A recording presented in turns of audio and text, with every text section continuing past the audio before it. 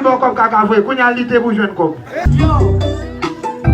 Pwede ma pwe lokap, mbrate pwede le mak toune mwen. Vag la vi ap manje toalet nan mbrate.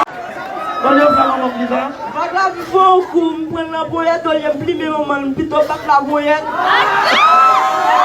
La boule, mwen la boule tam daval bon. Men mod indikasyon ke yo bay ti moun Haiti yo konya. Jeunesse konya vin pi pa bon, pi pourri. Comment pral comprendre? Yon nèg ou el tête ou yon artiste. Ou gon image ou ap vendre société, ou gon image ou ap vendre peuple là, haïtien. Mais yon ti moun campé devant, li djou kon ça, que pour ta kon et maman, li ta préféré battre la poignette. Li djou avant el kwazo non embraté, kap manger caca.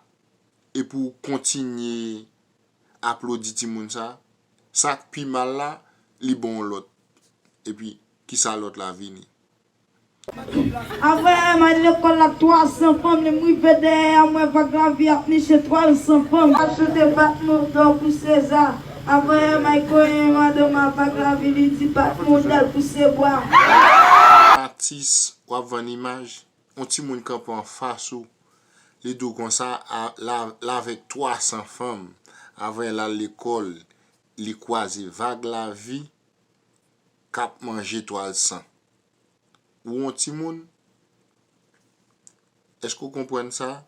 Li pile kamp encore li dit que la kon madame vague la vie, et puis madame vague la vie a dit balboa. Est-ce que ou est un mode d'indication que yo bay société a ti jeune k'ap vini yo, ti moun k'ap vini yo? C'est pas prêt à voir, mais puis on va dans le système. On fait prête. T'es prête. La go l'autre frère. Non, bagarre, moi, c'est à 400 et puis on va dans le système.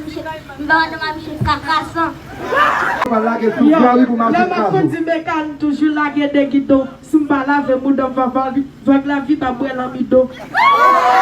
Artiste la continue à pas applaudir puis on public imbécile, on public à l'envers continue à faire gros bruit après c'est plus belle bagaille qui était qu'a fait mais ça Haïti a. Avait dit depuis on moun ou pas on chaonge ou pour un caca ou pour un saloperie, yo pas respecté. Yo pas bon valeur, ou pas bon importance. De voir vinn propose moun de bien ou pas ka passer Haïti.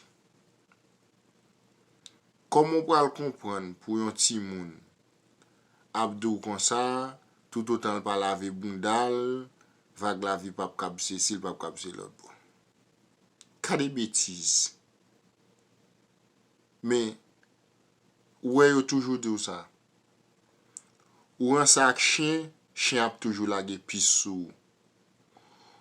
Ou un chat cochon, ou a toujours nan ou la bois cochon. Moun ou fréquenté, c'est loué. Avle dit, so ou tap gade nan vidéo vague la vie, c'est ça vague la vie. Il pas d'accord l'autre moun.